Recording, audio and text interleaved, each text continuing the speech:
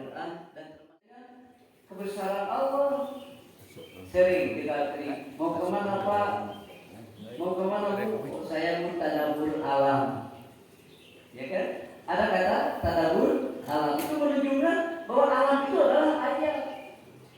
Nah sekarang kita banyak yang belum paham umat Islam sehingga tujuannya tadabbur alam ke tempat-tempat yang indah, ke tempat-tempat yang nyaman, ke tempat-tempat yang yang takjub gitu ya, yang Allah sediakan untuk kita. Tapi sesampainya di sana bukan tadabbur, bukan tasyakur, bukan tafakur, tapi malah berbuat maksiat gitu. Jauh-jauh lah contoh-contoh, ada satu tempat Jawa Barat Pangandaran. Pangandaran itu tempat wisata, objek wisata yang Allah berikan untuk masyarakat, khususnya di lingkungan sekitar, umumnya buat manusia pada umumnya di seluruh dunia ini. Ya, ada datang ke Pangandaran, dia tujuannya tadabbur alam, kaitannya dengan ayat-ayat tadi di Fussilat 53. Itu kami pertunjukkan kepada kalian, tunjukkan kebenaran ayat-ayat itu. Itu Allah. Sesampai di sana lupa kepada siapa yang menciptakan alam yang indah itu, sehingga dia berani berbuat maksiat. Padahal judulnya tadabbur alam, tapi isinya bermaksiat. Kenapa? Karena tidak paham bahwa yang didatangi itu bukan Quran. Jadi Quran itu bukan ini saja, ini mushaf, ini mushaf Al-Quran dalam bentuk Quran kauliyah atau ucapan. Nah ini sekujur tubuh kita adalah Quran yang bersifat kauliyah. Bagi saya benar-benar sangat ainal yakin Pak, Allah berikan ujian bagi saya dan keluarga. Pada tanggal 4 Januari 2024 anak saya yang nomor 5 mengalami kecelakaan tabrakan motor di daerah Cimaremek sepulang kerja, sehingga menyebabkan dia harus dibelah kepala ini sebelah di bagian kanan ini, harus dibongkar itu tempurungnya karena ada benturan yang keras dan ada cairan atau pendarahan di otak di Hazan tadi itu 4 Januari. Dan itu beberapa kejadian yang aneh di 4 Januari, di bulan Januari itu. Pertama, saya tanggal 11 Januari itu sudah terjadwal, yaitu berangkat untuk melaksanakan ibadah umroh ya, dengan 43 jemaah. Gitu, ya. Saya membawa jemaah 43 orang. Itu peak awalnya mau berangkat tanggal 11. Nah tanggal 4 ini kejadian, Pak. Ini kaitannya dengan surat Fussilat 53 yang saya yakini itu bukan dunia saya gitu. Tapi Allah pertunjukkan kepada saya ayat-ayat Al-Quran dalam bentuk tubuh manusia. Nah, lalu kemudian ternyata seminggu sebelum keberangkatan itu ada pembatalan dari pihak travel. Pembatalan karena ada informasi dari pihak Saudi bahwa di tanggal minggu-minggu itu tidak ada dan tidak diperbolehkan melaksanakan tawaf di sekitar Ka'bah, ada perbaikan. Jadi di semua travel begitu ada penundaan di bulan itu. Akhirnya dipastikan berangkat tanggal 19. Hikmahnya tanggal 4 dari kejadian itu, jadi saya bisa optimal mengurus anakmu. Hikmahnya. Jadi tidak jadi berangkat tanggal 11 itu tentu saja agak kecewa bagi para jemaah yang belum paham. Pasti nyatanya wah ini begitu. Tapi dijadwalkan tanggal 19 Januari kita berangkat. Akhirnya Allah sempurnakan supaya saya juga bisa mengurus anak sendiri yang mengalami benturan dan harus dioperasi besar. Kata dokter, jadi operasinya hampir 8 jam berjalan Pak. Nah, kata dokter dikumpulkan dengan keluarga. Sebelum operasi saya memimpin doa beserta keluarga di ruang operasi. Kemudian setelah itu menunggu sampai 8 jam, kemudian tepat itu pada hari Kamis malam Jumat 4 Januari 2024 ini. Dan kata dokter ketika itu sekitar jam 2 malam dikumpulkan kita dan operasi telah selesai 8 jam lamanya. Kemudian kata dokter itu insya Allah katanya Pak ini anak ini akan sadar di sekitar 73 jam. 73 jam ini akan sadar kembali terkecuali kalau Tuhan memberikan mukjizatnya sehingga bisa lebih cepat lagi. Katakan seperti itu. Saya ikhtiar lahir batin, ikhtiar lahirnya serahkan kepada ahlinya, ke dokter. Ikhtiar batinnya suruh jamaah terlibat untuk berdoa. Saya doakan mudah-mudahan Allah dengan kekuatan doa sehingga anak saya itu bisa disembuhkan seperti biasa. Yang tadi menurut perhitungan 73 jam sama dengan 3 hari 3 malam kali itu, ternyata jam 10 pagi hari Jumatnya itu 10:30, tepatnya 10:30 dia sadar. Tiba-tiba minta sarung, macam-macam, mana sarung begitu. Nanti dia udah mulai sadar. Berapa jam? Itu dari jam 2 malam kan, ya. Itu 10:30 besok kan udah sadar kembali. Itu satu keajaiban luar biasa. Lalu kata setelah dia sadar dimasukkan ke ruang intensif dan benar-benar terjaga dan bengkak semuanya karena di sekitar kepala ini retak seluruhnya di. Kalau kata dokter ini kalau bukan pertolongan Allah kepada Pak Sidik, ini banyak kejadian seperti ini langsung begini Pak katanya. Ini anugerah luar biasa. Nah ceritanya dirawat hanya 13 hari ya, langsung pulang. Berarti saya sempat juga di rumah sakit dan sampai di rumah. Alhamdulillah anak sudah di rumah, saya bisa berangkat tanggal 9 dan pulang tanggal 2 Februari. Lalu istri saya jadi tidak bareng berangkat. Ini juga aneh. Yang lain bisanya keluar. Kok kenapa istri saya dan istri pembimbing tidak keluar bisanya berdua ketika jadi juga kita ditapakuri oleh saya itu baru kejadian yang bawa jemaah sampai tidak keluar bisanya itu. Dia keluarnya itu tanggal 27 Februari.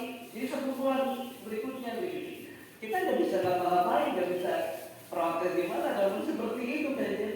Jamaah yang lain barang berangkat dengan saya, sedangkan istri saya sendiri harus berangkat bulan depan dengan dengan istri dari yang kita travel juga gitu. Dan lebih travel. Akhirnya dipikiran apa seperti ini ya Allah, ada apa? Ternyata hikmahnya kalau kita berangkat semuanya, ini ada yang ngurus. Istrinya mungkin kelaparan dulu dia lagi punya anak kecil kan gitu. Akhirnya saya tidak berangkat, berarti tugasnya harus urus dulu nih. Ini tertunda gitu, padahal nggak biasanya seperti itu. Nah, singkat cerita ayat-ayat Allah ini terus berjalan dalam sebuah pemikiran dan keyakinan saya. Waktu itu dokter tidak memperlihatkan hasil karya operasinya, hanya di video-videonya sekitar aja itu jadi diperlihatkan bagaimana keberadaan dalamnya. Tidak seperti itu, karena mungkin kejadiannya seperti itu dahsyat sekali dan keluarga dialihkan shock begitu. Walaupun saya juga telah buat mana istilahnya apa gitu ya, neger-neger diri gitu lihat anak seperti itu. Akhirnya udah selesai. Januari, Februari, Maret, April, Mei, bulan Mei kemarin dijadwalkan untuk operasi pemasangan tempurung. Ya ditambah dengan alatnya kayak titanium gitu ya, yang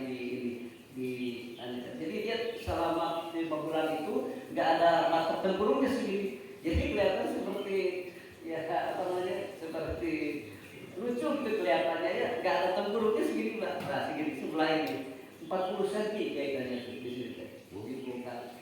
Kayaknya tempurungnya disimpan di sini di atas di sini. Kayak si batok tempurungnya disimpan di sini, ditutup dengan kulit. Atas kemarin begitu pemasangannya dokter memperlihatkan. Keluarga saya memperlihatkan, keluarga melihatnya kan. Ya kalau akan saya lihat perlihatkan ini sebelum dan sesudah operasi gitu. Kalau yang tak kuat jangan lihat, kalau yang mau melihat boleh kuat lah gitu lihatnya gitu. Akhirnya saya memberanikan diri. Ini hikmahnya ya mengkaji Al-Quran dan juga itu tadi benar disebut ayat diperlihatkan nikmat katanya. Ini yang ini otaknya di segala macam di video itu. Di situ saya ya Allah rasanya begitu ya, nikmat sehat, nikmat Allah dan ayat-ayat ini benar-benar Quran diri kita itu benar-benar kata ayat itu kamu perlihatkan tanda-tanda kebesaran kamu itu dalam diri kalian di alam nyata, di ufuk dasar itu kata Allah begitu. mesti rapi tiga itu. Bagi saya makanya sebut ayat yakin benar sekali Al-Quran ini.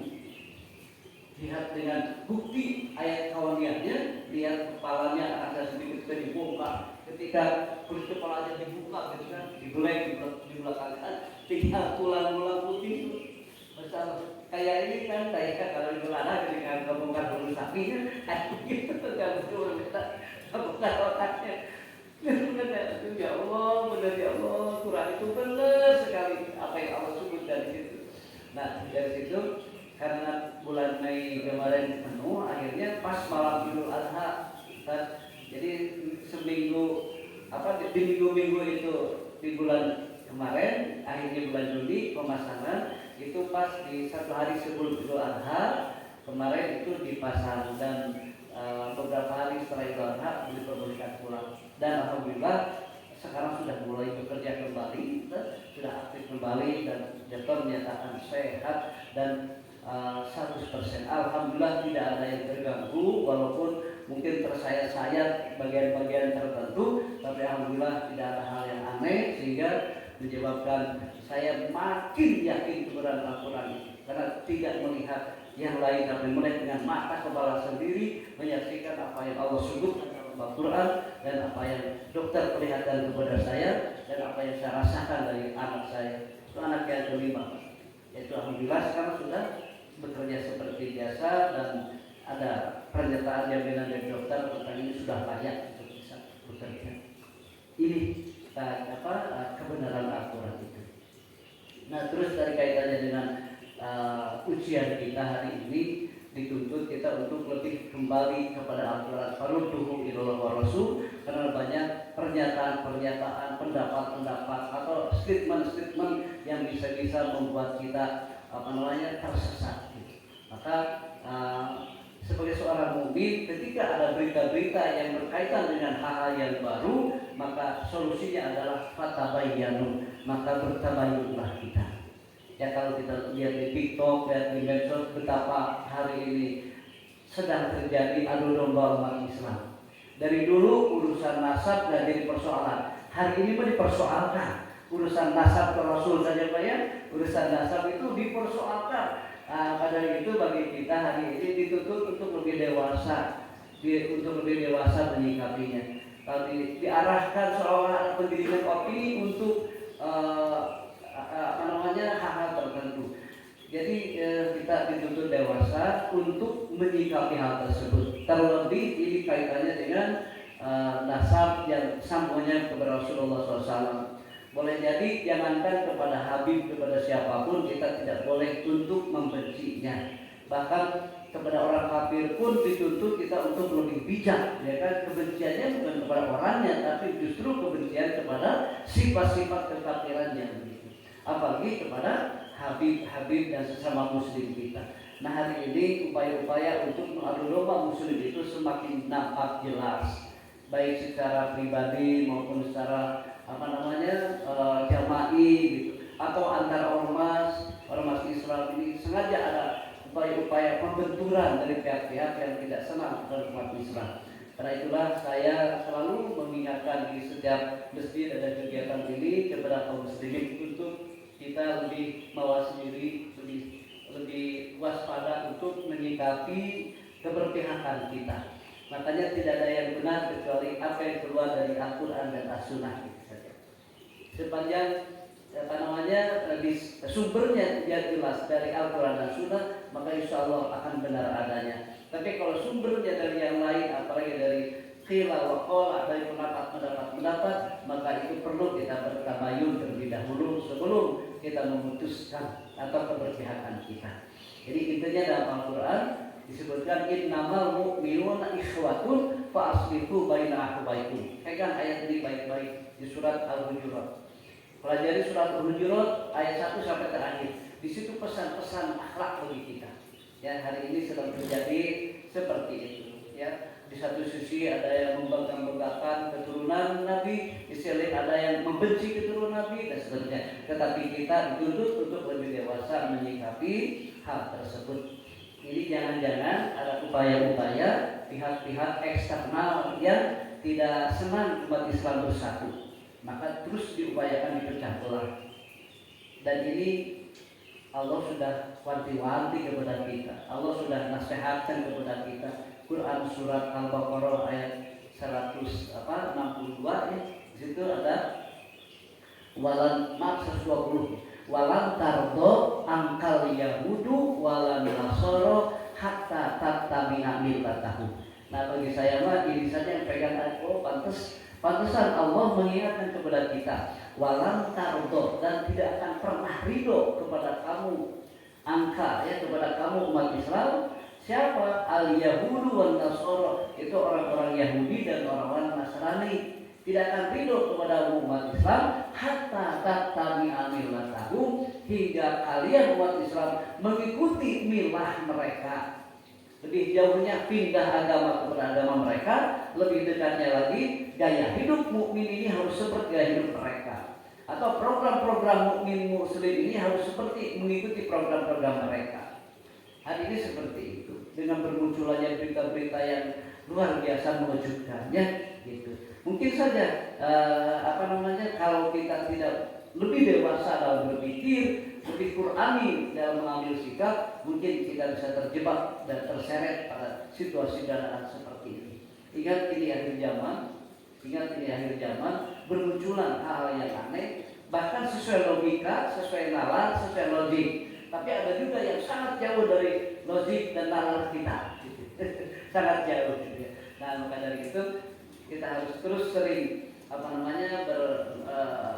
bermunadharah seperti ini, ikut kajian-kajian, dan tentu saja jangan sampai keluar dari Al-Quran dan As-Sunnah. Itu saja ya wasiat dari saya di setiap ada kajian menyikapi situasi ini ya. Dan insya Allah kalau kita berpegang kepada kitab Allah dan beranggapan siapapun yang Tuhannya sama, nabinya sama, Qur'annya sama, sekalipun tata cara peribadahannya berbeda, ya kan, dalam sisi fikih tetap itu saudara kita. Apa yang perintahkan Allah? Fa'aslihu baina akhwaikum, islahlah beserta saudara-saudara kalian. Innamal mu'minuna ikhwatun. Kalimat innama itu luar biasa. Itu sesungguhnya hanyalah gitu. Dengan islah itulah umat Islam bisa bersatu padu. Kenapa? Karena mereka sudah tahu, sudah kaji, sudah ukur kekuatan Islam. Kalau umat Islam bersatu, kalau umat Islam padu, maka tidak ada pihak manapun yang bisa mengalahkan umat Islam. Maka caranya hanya satu, adalah pecah belah umat Islam, sehingga mereka sibuk bertengkar di dalam ketimbang memikirkan di luar. Ingat, musuh kita bukan Habib, musuh kita bukan orang-orang Nahdiyin, musuh kita bukan orang-orang Wahabi, bukan. Tapi musuh kita adalah siapa tuh? Komunis yang lebih lincah lagi dalam berjuang. Siapa lagi? Yahudi dan Nasrani, serta orang-orang munafik yang ada di dalam tubuh kaum muslimin sendiri. Itu ada musuh yang sesungguhnya. Jangan sampai salah, yang kawan kita dianggap lawan, lawan kita dianggap kawan. Dan ini sedang terjadi upaya-upaya penggiringan ke arah situ, sehingga kita hidup jadi kacau dunia dan akhirat. Gitu itu ya di antara wasiat itu. Baik, Bapak Ibu jamaah yang berbahagia, pada bulan kemarin saya sudah mengedepankan materi tentang hakikat hidup, di mana inti dari kehidupan itu kita harus menjadi orang yang punya pandangan dalam hidup. Kalau hidup kita tidak punya pandangan, maka itu tadi kita akan terbawa oleh arah dan arus keadaan. Karena itulah yang pertama dari pandangan hidup ini adalah tentukan tujuan hidup kita. Pertama, kemarin kan sudah diberi bocoran tuh, ada tujuan hidup, ya kan? Ada tujuan hidup, ada pedoman hidup, ada tugas hidup, ya, ada alat hidup, ada bekal hidup, ada kawan hidup, ada lawan hidup. Ini belum dibahas ya, mungkin ini berjenjang. Gitu. Tidak, karena ini kalau berdasarkan ayat-ayat Al-Quran panjang sekali nih ya ayatnya, banyak sekali ayatnya, lengkap sekali kajiannya. Ini pertama mengenai tujuan hidup kita. Dari pandangan hidup seorang muslim itu salah satunya pertama kita harus tahu tujuan hidup kita. Tujuan hidup ini ada dua. Pertama tujuan hidup secara vertikal, yang kedua tujuan hidup secara horizontal. Tujuan hidup, kenapa kita perlu tahu tujuan? Contoh begini, Bapak hadir di sini, ya kan menggunakan kain sarung atau celana, baju yang rapi dan pakai topi, itu karena Bapak tahu tujuan. Karena tujuannya ke sini adalah mau melaksanakan ibadah sholat. Beda kalau Bapak nanti sebentar lagi pakai sepatu, pakai training, pakai kaos. Kenapa? Karena tujuannya beda. Kalau tadi tujuannya ke sini ke masjid mau ibadah, sekarang tujuannya mau berolahraga. Maka dari semua itu pun berbeda. Termasuk ketika besok hari Senin sudah beda lagi, yaitu pakai sepatu, pakai dan tas kerjanya dibawa. Kenapa? Karena tujuannya mau kerja. Setiap kita punya tujuan pasti ada jalan-jalan dan semua yang menunjang terhadap sampainya kepada tujuan. Ingat, betapa ruginya kalau manusia tidak punya tujuan. Jangan jauh-jauh. Ibu-ibu ya, ibu-ibu ini sendirian. Contoh ada ibu aja bangun pagi, ibu mandi, kemudian pakai baju yang bagus, pakai make up, pakai kosmetik semuanya, terus ibu bawa tas, turun dari rumah, begitu sampai di pintu, ibu bingung kita mau kemana? Dia pakai kantor, pakai sepatu, ditanya ibu mau kemana? Ternyata bingung tinggal kemana itu. Kan ini aku jadi bingung sendiri, tidak jelas. Itu mah jelas tujuan. Ibu mau kemana? Oh ibu mau ke Bandung. Nah karena tujuannya mau ke Bandung, ibu pasti pertama kendaraannya diarahkan jalan menuju ke Bandung. Ya kan pakaiannya juga menunjang, semuanya menunjang kepada tujuan. Kenapa? Karena punya tujuan. Kalau hidup tidak punya tujuan, maka sulit untuk menemukan faktor penunjang apapun, termasuk bekalnya. Gitu. Ya, begitulah ya. Orang mau berumroh, tujuannya mau umroh, dipersiapkan ya kan, kopernya, bekalnya, semuanya persiapkan, ya. Termasuk paspornya. Gitu. Nah kalau hanya mau mau healing atau mau refreshing, terus bawa paspor, ya, terus bawa paspor. Kenapa? Karena hanya mau ke Pelabuhan Ratu atau mau ke Tangkuban Perahu, misalkan, atau mau ke Lembang, saja nggak usah bawa paspor, karena beda tujuan, begitu. Paham ya? Nah, jadi kita tentukan apa tujuan hidup kita. Pertama, secara vertikal. Tujuan hidup secara vertikal adalah mardhatillah. Apa nih? Mardhatillah. Boleh dibuka Quran surat Al-Baqarah ayat 207. Allah sebutkan wa minan nasi may yashri nafsahu bigha'a mardhatillah. Itu di Al-Baqarah 207. Dan sebahagian manusia dan di antara manusia ada yang merelakan dirinya untuk mencari keridhaan Allah, dan Allah Maha Pemurah kepada para hamba-hambanya. Wa minan nasi may yashri nafsahu bigha'a wallahu ra'ufun bil ibad. Itu tujuan utama mardhatillah. Ini banyak ayat-ayatnya berkaitan dengan Al-Baqarah 207. Kemudian masih Al-Baqarah 265. Di sini Allah Subhanahu wa taala menjelaskan, ya, wa masalul ladzina yunfiquna amwalahum ibtigha'a mardhatillah wa tasbita min anfusihim kamasali jannatin birawdatin asabaha wabilun fa'atat ukulaha bi'fain fa ila musibha wabilun faqal wallahu bima ta'maluna basir. Itu Al-Baqarah 265. Jadi ini menafsirkan ayat satu dengan yang lain, dan saya mengkaji ini adalah hanya membuat dua tafsir. Pertama tafsir Quran bil Quran, yang kedua tafsir Quran bis sunnah, artinya dikuatkan oleh hadis.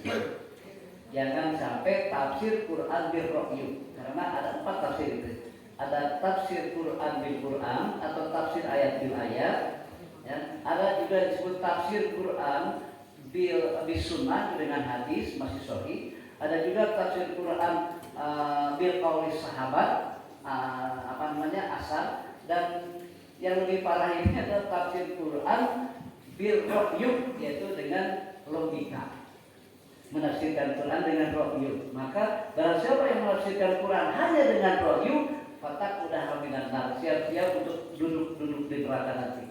Kenapa? Karena menafsirkannya dengan ra'yu, bukan dengan ayat yang lain. Contohnya begini Pak. Jadi yang dimaksud tafsir Quran bil Quran atau tafsir ayat bil ayat itu contoh yang tadi. Itu gambar wasilah itu di surat Al-Baqarah ayat 207. Dan disempurnakan lagi di Al-Baqarah kene 265. Nah, lihat. Dan ditafsirkan lagi di surat yang lain seperti surat Al-An'am ayat 162 163. Di surat Maryam ayat 6, di surat An-Najm ayat 39 sampai 42, di surat 73 ayat 20, di surat 89 surat Al-Fajr ayat 27 sampai 30. Itu tafsiran daripada martotilah itu dari Quran semuanya gitu Pak. Dan tidak ada yang bertentangan satu ayat dengan ayat yang lain yang saya angkat tadi. Ya. Seperti di surat 89 ayat 27 30 itu Allah sebutkan ya ayyatuhan nafsul mutmainnah irji'i ila rabbiki radiyah mardiyah fadkhuli fi ibadi wadkhuli jannati. Bagaimana caranya Pak ingin tahu bahwa kalimat itu nyambung satu sama lain? Dibutuhkan minimal punya tafsir mu'jam minimal. Bapak bisa memegang kamus mu'jam. Di situ bisa dilihat. Tapi tidak cukup dengan mu'jam, kita juga dibekali ilmu tentang bagaimana ilmu nahwu dan shorof, bagaimana ilmu balaghah, bagaimana ilmu tentang kebahasaan. Ya, karena kata-kata martotilah di sini tidak hanya ditampung seperti itu saja. Ya, karena beda konteksnya. Itu satu. Yang kedua, saya contohkan di surat Al-Fatihah ada kata ihdinas siratal mustaqim. Nah itu ayat itu, ya Allah tunjuki jalan yang lurus. Lalu ditafsirkan apa itu siratal mustaqim? Masih di surat itu Allah jawab siratal ladzina an'amta alaihim. Lalu ditanya siapa alaihim itu? Ditafsirkan lagi di surat An-Nisa 69. Ya, alladzi an'amallahu alaihim minan nabiyyin wasiddiqin wasyuhada wassolihin wa hasuna ulaika rafiqa. Sampai di situ lengkap sudah. Jadi siratal mustaqim itu adalah jalannya orang-orang yang lurus, dan orang-orang yang lurus itu adalah nabiyyin, siddiqin, syuhada, sholihin. Titik sampai di situ. Jadi kalau kita ingin ada di jalan yang lurus, dekat-dekatlah dengan nabiyyin, siddiqin, syuhada, sholihin. Lalu persoalannya hari ini kan tidak ada nabiyyin. Yang nabi palsu itu di Banten kemarin ramainya bukan nabiyyin itu. Ada nabiyyin tidak ada, syuhada apalagi, yang ada hari ini tinggal dua lagi, shodiqin dan sholihin. Sok cari ulama-ulama yang shodiqin, ulama-ulama yang sholihin. Sekalipun kategorinya ulama, tapi bisa saja ini ulama syar'an, ini ulama su'u atau ulama yang jahat. Itu lengkap dengan tafsir itu. Jadi itulah contoh tafsir Quran bil Quran atau tafsir ayat bil ayat. Jadi oh iya siratal mustaqim itu jalannya itu jalan yang lurus. Kita orang begitu, ya Allah tunjukkan jalan yang lurus. Nukumaha jalan lurus teh siratal ladzina an'amta alaihim, jalannya orang-orang yang telah Kau beri nikmat. Siapakah mereka yang telah Kau beri nikmat itu? Allah jelaskan nabiyyin, siddiqin, syuhada, sholihin. Sampai ujungnya wahasuna ulaika rafiqa, itulah sebaik-baik teman bagi kalian. Artinya cari kita kalau ingin selamat ada di jalan yang lurus, itu yang harus ditemukan. Mereka itu nabiyyin, siddiqin, syuhada, sholihin. Nah, lihat kata sholihin, banyak sholihin teh bukan orang hanya masjid rumah, bukan hanya itu, ya kan? Kata-kata sholihin itu tuh namanya di jalan mau bersiaga itu bisa jadi sholihin, ya kan? Yang menangani berbagai macam kesulitan, tanha anil fahsya wal munkar itu para sholihin.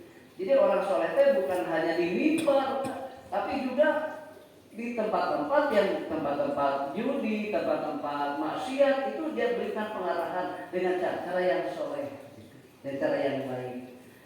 Bagaimana cara yang baik? Idfa billati hiya ahsan. Yang tadi ayatnya saya bacakan sebagian, cuma tidak lanjut nanti ayat di rakaat kedua tadi. Saya bacakan di surat Fussilat tadi ayat 30-35. Di situ ada wayat rauna bil hasanati sayyi'ah. Jadi menolak yang jahat itu harus dengan cara yang baik-baik menurut pandangan Islam. Jadi kalau menolak memperbaiki yang jahat dengan cara yang buruk itu sama dengan berjamaah di dalam keburukan.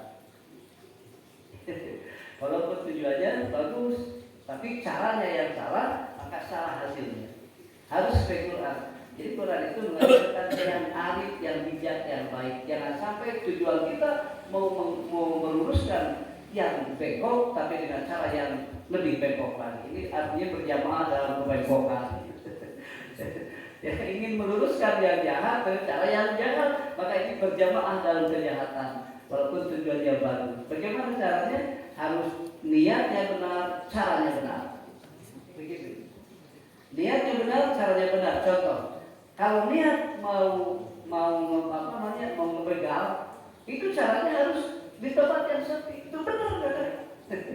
Nggak begal di depan mall atau pokoknya itu artinya niatnya benar, caranya salah. Betul Pak? Iya. Niatnya benar, saya mau begal nih. Tapi caranya salah di mana? Di tempat, di mall, di tempat yang ramai. Itu salah caranya. Jadi ada niat, ada kaifiat dalam bahasa agama itu. Itu niatnya sudah benar mau begal, tapi kaifiatnya salah. Kenapa? Karena di mall yang benar itu niatnya mau begal, kaifiatnya di tempat yang sepi. Itu baru benar. Benar nggak begal gitu. Maksudnya nggak begal ini benar gitu Pak. Paham Pak ya? Jadi nggak begal itu perlu benar. Teman niat nggak begal, tempatnya perlu dilusupi. Karek benar niat yang kaifiat begitu Pak. Niatnya bagus mau ke masjid, niatnya mau ibadah ke masjid, tapi tata caranya salah, gitu kan? Misalkan pakai pakaian yang tidak senonoh kan, masjid itu betul melengkapi aurat gitu kan, dipakai celana di atas lutut, kan? Itu niatnya bagus mau sholat, tapi tata caranya yang salah, begitu kan? Nah, seperti itu Pak. Jadi berkaitan dengan jadi kesimpulannya tujuan hidup kita secara vertikal adalah ibtidoa mardhatillah, mencari ridho Allah. Tadi ayatnya sudah sebagian. Insyaallah nanti pada pertemuan yang akan datang, mudah-mudahan Allah berikan nikmat usia, nikmat waktu kita berjumpa lagi, lanjut sampai dengan tahu bagaimana alat hidup, apa bekal hidup, pedoman hidup, siapa lawan hidup, siapa kawan hidup. Al-Quran memberi bimbingan kepada kita tentang hakikat hidup. Insyaallah hidup dan kehidupan kita tidak akan keluar dari Al-Quranul Karim. Insyaallah. Demikian barangkali untuk sementara kan, mudah-mudahan tidak puas ya. Sekali lagi semoga ada manfaatnya dan semoga kita tetap dalam bimbingan Allah Subhanahu wa taala. Allahumma ihdinas siratal mustaqim siratal ladzina an'amta 'alaihim minan nabiyyin wasiddiqin wasyuhada wassalihin wa hasuna ulaika rafiqa. Wa na'udzu bika min syarril waswasil khannas alladzi yuwaswisu fi sudurin nas minal jinnati wan nas. Allahumma hdina hidayatil Qur'an wa nawwir qulubana bi nuril Qur'an wa zayyid akhlaqana bi jahil Qur'an wa hassin a'malana bi dzikril Qur'an wa bayyid wujuhana bi barakatil Qur'an warzuqna bi mu'jizatil Qur'an wa najjina minan nari bi karamatil Qur'an wa adkhilna jannata bi syafa'atil Qur'an. Rabbana taqabbal minna innaka antas samiul alim wa tub 'alaina innaka antat tawwabur rahim. Rabbana atina fid dunya hasanah wa fil akhirati hasanah wa qina adzabannar. Subhana rabbika rabbil izzati amma yasifun wa salamun alal mursalin walhamdulillahi rabbil alamin. Terima kasih. Mohon maaf jika ada yang kurang berkenan. Billahi hidayah wa taufik. Wassalamualaikum warahmatullahi wabarakatuh.